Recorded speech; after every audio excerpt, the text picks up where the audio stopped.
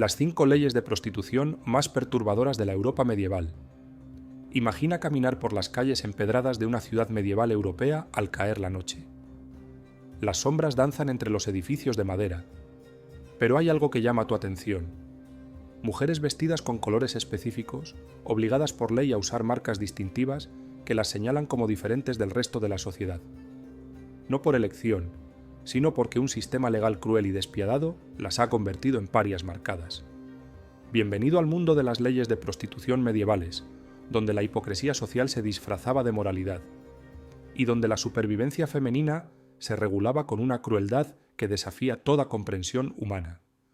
Hoy descenderemos a las profundidades más oscuras del sistema legal medieval, donde las autoridades crearon un laberinto de regulaciones que no solo controlaban el comercio sexual, sino que deshumanizaban sistemáticamente a las mujeres más vulnerables de la sociedad. Estas son las 5 leyes de prostitución más perturbadoras de la Europa medieval, y te advertimos, cuando lleguemos al número 1, comprenderás por qué la hipocresía medieval alcanzó niveles que harían sonrojar incluso a los políticos más cínicos de nuestros días. Número 5. Las marcas de identificación obligatorias. Cuando la ley te convertía en espectáculo público, comenzamos nuestro recorrido por este infierno legal, con una práctica que convertía trosso a las mujeres en carteles ambulantes de su propia desgracia. Las marcas de identificación obligatorias. En la Europa medieval, las autoridades no se conformaban con regular dónde podían trabajar estas mujeres o cuándo podían hacerlo. Querían que toda la sociedad supiera, de un solo vistazo, quiénes eran y qué hacían para sobrevivir. Las leyes variaban de ciudad en ciudad, pero todas compartían el mismo objetivo siniestro: marcar a las mujeres como ganado humano. En París, las ordenanzas municipales de 1254 exigían que las prostitutas llevaran una banda de tela amarilla en el brazo derecho. No era una sugerencia o una tradición, era obligatorio por ley, y la violación de esta norma conllevaba castigos brutales. Pero esto era solo el comienzo. En Toulouse, las autoridades fueron más allá, requiriendo que las mujeres usaran cordones rojos atados alrededor de sus brazos, visibles desde cualquier distancia.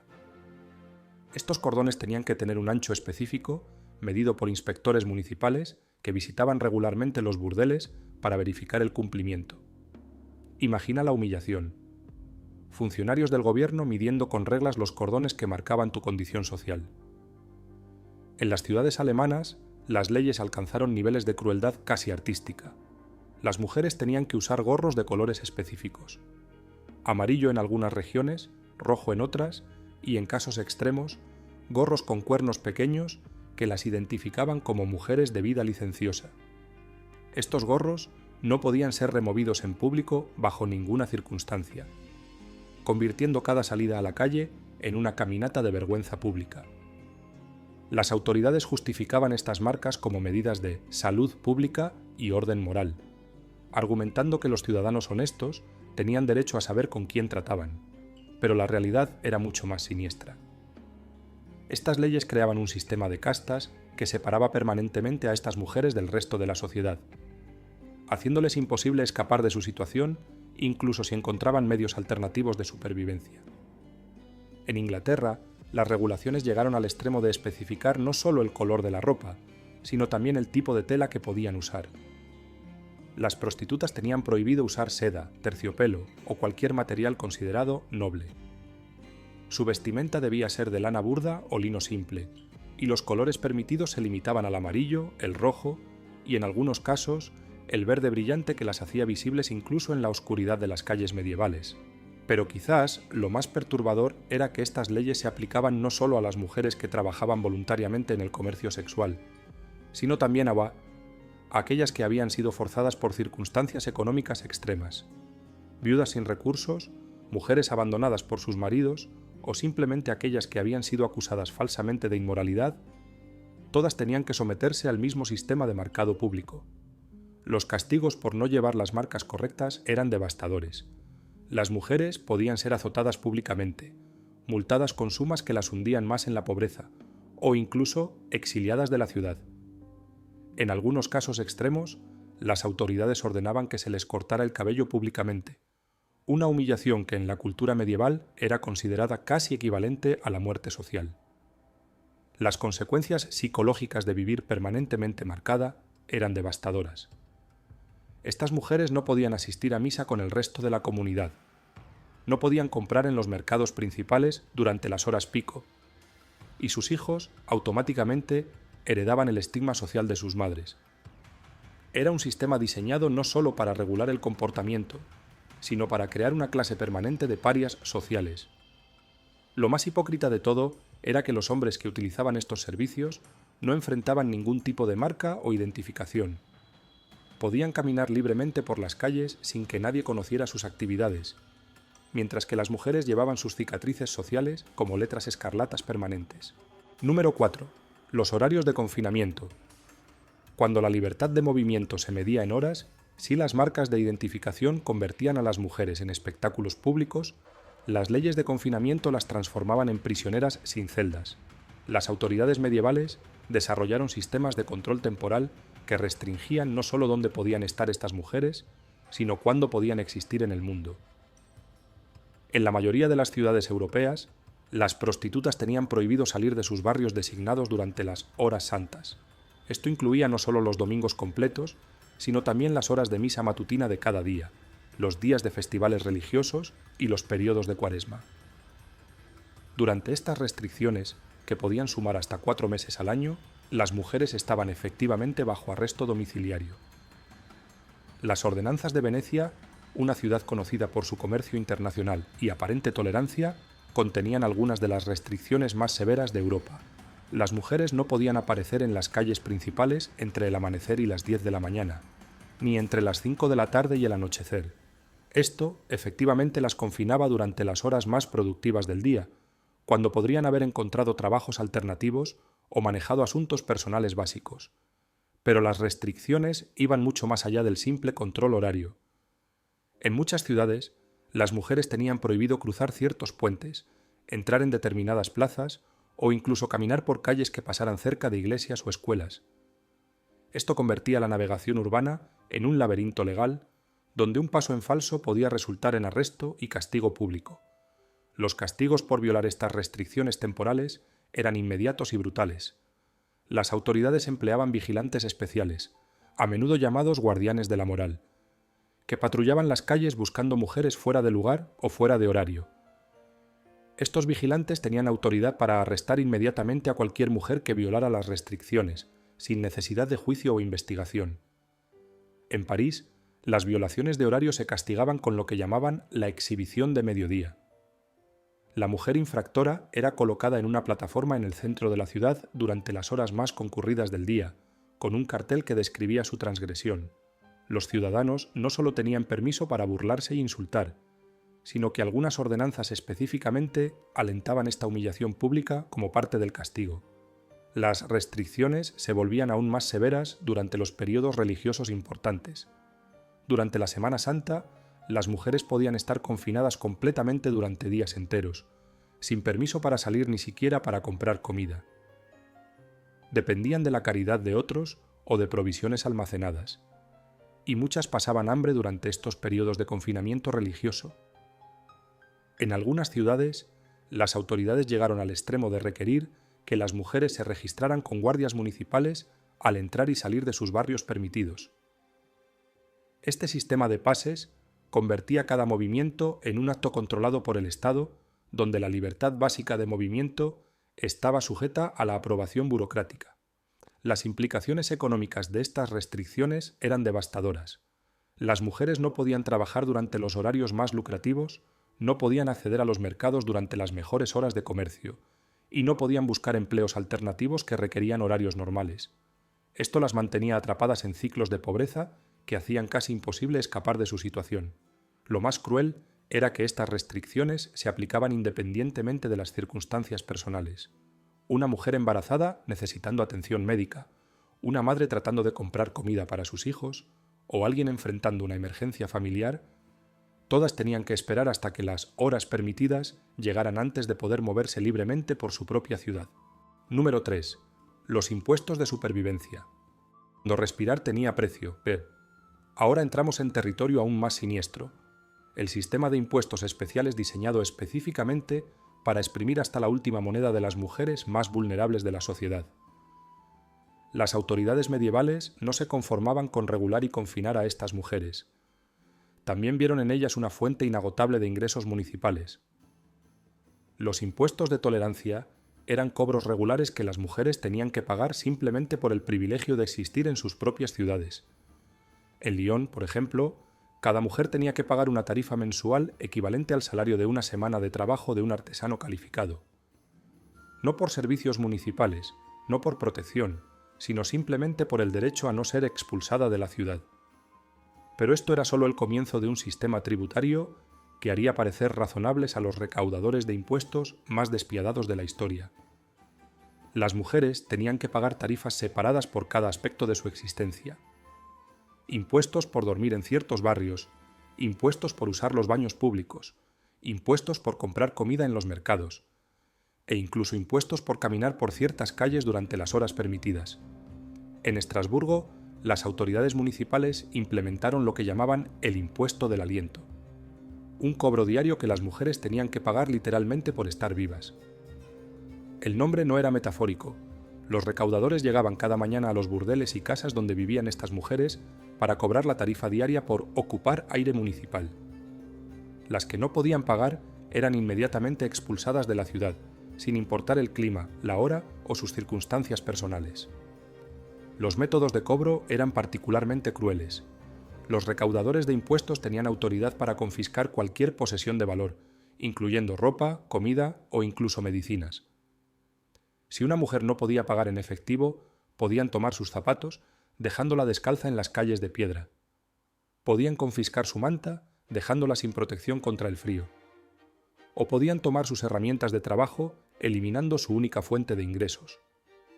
En Nuremberg, las autoridades desarrollaron un sistema particularmente sádico llamado impuesto progresivo de desesperación. Las mujeres que no podían pagar sus impuestos regulares veían sus tarifas aumentar automáticamente cada semana. Lo que comenzaba como una deuda manejable se convertía rápidamente en una suma imposible de pagar, diseñada específicamente para forzar a las mujeres a situaciones cada vez más desesperadas para generar ingresos. Los registros fiscales de la época revelan la extensión obscena de este sistema de explotación. En algunas ciudades, los impuestos especiales sobre estas mujeres representaban hasta el 15% de los ingresos municipales totales. Esto significa que ciudades enteras dependían económicamente de la explotación sistemática de sus habitantes más vulnerables.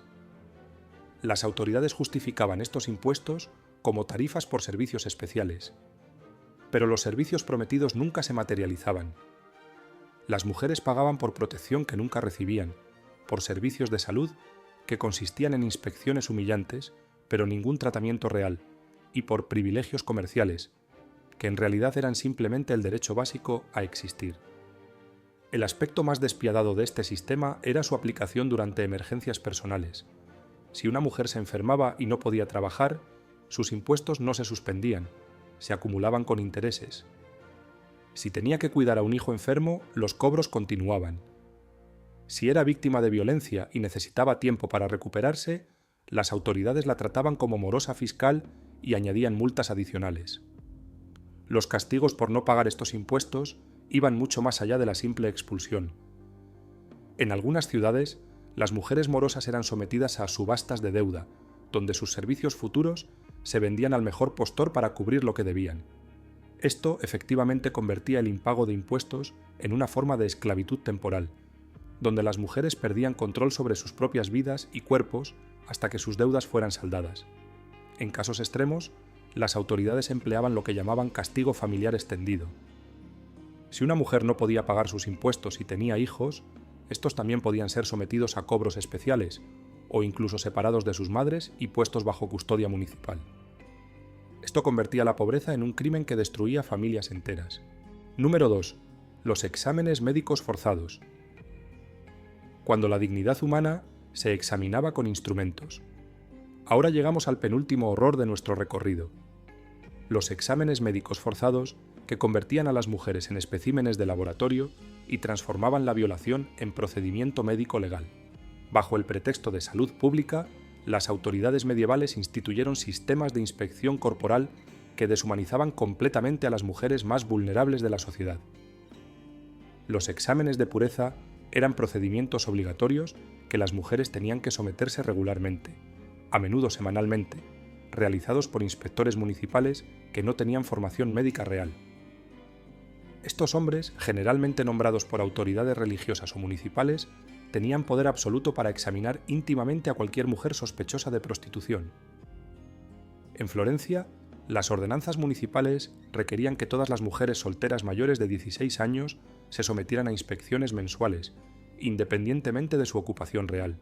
Esto significaba que costureras, vendedoras del mercado, sirvientas y cualquier mujer sin la protección de un marido podía ser forzada a someterse a estos exámenes humillantes basándose únicamente en sospechas o denuncias anónimas. Los procedimientos eran brutalmente invasivos y se realizaban sin ninguna consideración por la dignidad o el dolor de las mujeres. Los inspectores utilizaban instrumentos médicos primitivos, a menudo sin limpiar entre exámenes, para examinar físicamente a las mujeres en busca de signos de enfermedad o actividad inmoral. Estos exámenes se realizaban en condiciones que hoy reconoceríamos como tortura médica. Las mujeres eran llevadas a salas especiales en los edificios municipales, a menudo sótanos húmedos o habitaciones sin ventanas, donde eran desnudadas completamente y examinadas por múltiples inspectores simultáneamente.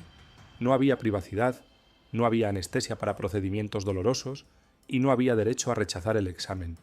La resistencia se castigaba inmediatamente con multas severas, azotes públicos o expulsión de la ciudad. Los instrumentos utilizados en estos exámenes parecían sacados de cámaras de tortura medievales. Espéculums de metal sin pulir que causaban dolor intenso y frecuentemente infecciones, sondas metálicas para examinar internamente, y herramientas para tomar muestras, que dejaban a las mujeres sangrando y traumatizadas. Los inspectores aplicaban sustancias químicas primitivas que quemaban la piel en su búsqueda de signos de enfermedad. En París, los registros municipales documentan el uso de lo que llamaban pruebas de virginidad forzada, aplicadas incluso a mujeres que claramente habían dado a luz. Estas pruebas no tenían base médica real y consistían principalmente en procedimientos dolorosos y humillantes, diseñados para quebrar psicológicamente a las mujeres sometidas a ellos. Los resultados de estos exámenes se registraban en libros públicos accesibles a cualquier ciudadano que pagara una pequeña tarifa. Esto significaba que los detalles más íntimos de la anatomía y salud de una mujer podían ser consultados por vecinos, empleadores potenciales o cualquier persona que quisiera humillarla públicamente. La privacidad médica era un concepto completamente inexistente. Las mujeres que fallaban estos exámenes, ya fuera por signos de enfermedad real o por la interpretación caprichosa del inspector, enfrentaban consecuencias devastadoras. Podían ser marcadas permanentemente con hierros candentes, confinadas en hospitales, que eran más prisiones que centros médicos, o sometidas a tratamientos, que incluían la aplicación de químicos cáusticos en sus genitales. Pero quizás, lo más siniestro era que estos exámenes se utilizaban como herramienta de control social más amplio. Las mujeres que desafiaban autoridades, que se quejaban de injusticias, o que simplemente eran consideradas problemáticas, podían ser súbitamente requeridas para exámenes especiales, más frecuentes y más invasivos. Esto convertía el sistema médico en un arma de intimidación política. Los inspectores tenían autoridad para realizar estos exámenes en cualquier momento y lugar. Podían entrar en casas privadas, detener a mujeres en las calles o interrumpir reuniones sociales para realizar inspecciones inmediatas. No se requería orden judicial, no se necesitaba evidencia de sospecha fundada y no había proceso de apelación. Las consecuencias psicológicas de vivir bajo la amenaza constante de estos exámenes eran devastadoras. Las mujeres desarrollaban ansiedad extrema, evitaban espacios públicos y muchas se negaban a salir de sus casas, excepto cuando era absolutamente necesario. Esto las aislaba socialmente y las hacía aún más vulnerables a la explotación. Número 1. Las leyes de sacrificio ritual. Cuando las mujeres se convertían en chivos expiatorios legales, y llegamos al horror supremo de la legislación medieval sobre prostitución. Las leyes que literalmente sacrificaban vidas humanas para mantener una fachada de moralidad pública. Estas no eran simplemente regulaciones discriminatorias o procedimientos humillantes, eran leyes diseñadas específicamente para permitir el asesinato legal de mujeres cuando las autoridades necesitaban demostrar su piedad religiosa o calmar la ira popular. Durante periodos de crisis social, económica o militar, las autoridades medievales frecuentemente declaraban purificaciones públicas, que requerían el sacrificio literal de vidas consideradas impuras. Las prostitutas, marcadas, monitoreadas y registradas por el mismo sistema legal que ahora las condenaría, se convertían en las víctimas perfectas para estos rituales de expiación colectiva. Los registros de Toulouse documentan uno de los casos más escalofriantes. Durante la epidemia de peste de 1348, las autoridades municipales promulgaron la Ley de Purificación de la ciudad, que requería que todas las mujeres registradas como prostitutas fueran ejecutadas públicamente para apaciguar la ira divina. No era suficiente expulsarlas o encarcelarlas. Tenían que morir para salvar la ciudad. El proceso legal para estas ejecuciones masivas era una parodia grotesca de la justicia. Las mujeres eran juzgadas en tribunales especiales, donde su condición previa como prostitutas registradas era considerada evidencia automática de culpabilidad por todos los males que afligían a la comunidad. No se les permitía defensa legal, no podían llamar testigos y las sentencias se decidían antes de que comenzara el juicio. En Estrasburgo, durante una crisis económica severa en 1389, las autoridades implementaron lo que llamaron la solución final de la inmoralidad. Todas las mujeres que habían pagado impuestos como prostitutas durante los 5 años previos fueron arrestadas simultáneamente en una sola noche. Los registros fiscales que habían utilizado para cobrarles impuestos se convirtieron en listas de ejecución. Los métodos de ejecución elegidos eran específicamente diseñados para maximizar el sufrimiento y la humillación pública. Las mujeres no eran simplemente ahorcadas o decapitadas como otros criminales. Eran sometidas a torturas públicas prolongadas que podían durar días enteros. La quema en la hoguera era común, pero precedida por mutilaciones públicas que incluían la amputación de pechos, la marcación con hierros candentes y la violación pública sancionada legalmente. En Nuremberg, los registros describen ejecuciones donde las mujeres eran desnudadas públicamente y paseadas por la ciudad mientras los ciudadanos les arrojaban piedras, excrementos y objetos afilados. Este desfile de la muerte podía durar horas antes de que llegaran al lugar de ejecución, convirtiendo todo el proceso en un espectáculo de crueldad colectiva que traumatizaba tanto a las víctimas como a los observadores. Las autoridades desarrollaron rituales específicos para estas ejecuciones que las distinguían de otros castigos capitales. Las mujeres tenían que confesarse públicamente no solo de sus propios pecados, sino de todos los males que habían befalle en la comunidad. Se les obligaba a declarar que sus muertes eran necesarias para salvar las almas de todos los ciudadanos, convirtiendo su ejecución en un acto de supuesto sacrificio voluntario. Los hijos de las mujeres ejecutadas enfrentaban destinos igualmente horribles.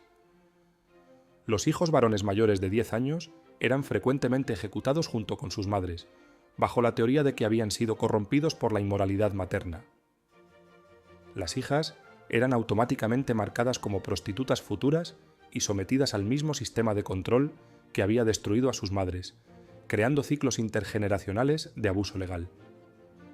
Las autoridades religiosas no solo sancionaban estas ejecuciones, las promovían activamente como actos de devoción cristiana. Los sacerdotes predicaban sermones especiales antes de las ejecuciones masivas, explicando cómo la muerte de estas mujeres purificaría la comunidad y traería las bendiciones divinas. Convertían el asesinato en un acto religioso comunitario. Lo más escalofriante era la frecuencia con que estas purificaciones ocurrían. No eran eventos excepcionales durante crisis extraordinarias. Se habían convertido en herramientas regulares de control social, cuando los impuestos subían, cuando las cosechas fallaban, cuando había conflictos políticos, las autoridades sabían que podían desviar la atención y la ira pública organizando ejecuciones masivas de las mujeres más vulnerables. Los registros municipales revelan que algunas ciudades desarrollaron calendarios regulares para estas purificaciones. En Reims, por ejemplo, las autoridades organizaban ejecuciones masivas de prostitutas cada 3 años, coincidiendo con importantes festivales religiosos. Esto convertía el asesinato de mujeres en una tradición comunitaria celebrada y anticipada. El aspecto más hipócrita de todo este sistema era que las mismas autoridades que ordenaban estas ejecuciones eran frecuentemente clientes regulares de los servicios que ahora castigaban con la muerte. Los registros secretos de algunos burdeles, descubiertos siglos después, revelan los nombres de jueces, funcionarios municipales y líderes religiosos que utilizaban regularmente estos servicios mientras públicamente condenaban a las mujeres que los proporcionaban. Y así concluye nuestro descenso a las profundidades más oscuras de la hipocresía legal medieval, donde la supuesta moralidad se construía sobre los cuerpos rotos de las mujeres más vulnerables, donde la justicia se pervertía en instrumento de control social, y donde el poder masculino se mantenía mediante la destrucción sistemática de quienes no tenían voz para defenderse. Estas leyes nos recuerdan que la opresión legal no es simplemente historia antigua, sino un recordatorio perpetuo de cómo las sociedades pueden pervertir la justicia para mantener sistemas de poder que benefician a pocos a expensas de muchos.